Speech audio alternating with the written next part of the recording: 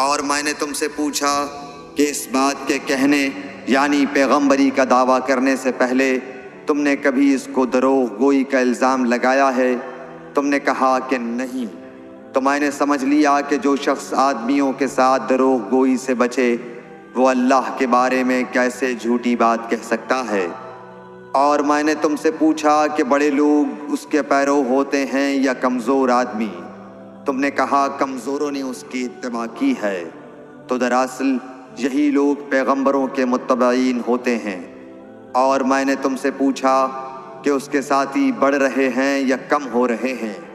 تم نے کہا کہ وہ بڑھ رہے ہیں، اور ایمان کی کیفیت یہی ہوتی ہے حتیٰ کہ وہ کامل ہو جاتا ہے۔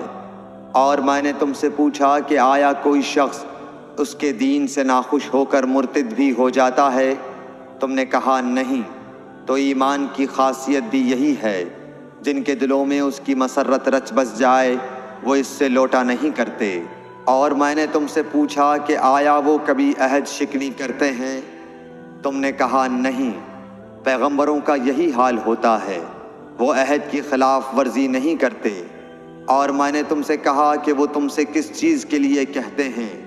تم نے کہا کہ وہ ہمیں حکم دیتے ہیں کہ اللہ کی عبادت کرو، اس کے ساتھ کسی کو شریک نہ ٹھہراؤ، اور تمہیں بتوں کی پرستش سے روکتے ہیں، سچ بولنے اور پرہیزگاری کا حکم دیتے ہیں۔ لہٰذا اگر یہ باتیں جو تم کہہ رہے ہو سچ ہیں تو ان قریب وہ اس جگہ کا مالک ہو جائے گا کہ جہاں میرے یہ دونوں پاؤں ہیں۔ مجھے معلوم تھا کہ وہ پیغمبر آنے والا ہے، مگر مجھے یہ معلوم نہیں تھا کہ وہ تمہارے اندر ہوگا۔ اگر میں جانتا کہ اس تک پہنچ سکوں گا تو اس سے ملنے کے لیے ہر تکلیف گوارا کرتا۔ اگر میں اس کے پاس ہوتا تو اس کے پاؤں دھوتا۔ ہرقل نے رسول اللہ صلی اللہ علیہ وسلم کا وہ خط منگایا جو آپ نے وحیہ کلبی رضی اللہ تعالیٰ عنہ کے ذریعے حاکم بصرہ کے پاس بھیجا تھا، اور اس نے وہ ہرقل کے پاس بھیج دیا تھا۔ پھر اس کو پڑھا تو اس میں لکھا تھا، اللہ کے نام کے ساتھ جو نہایت مہربان اور رحم والا ہے۔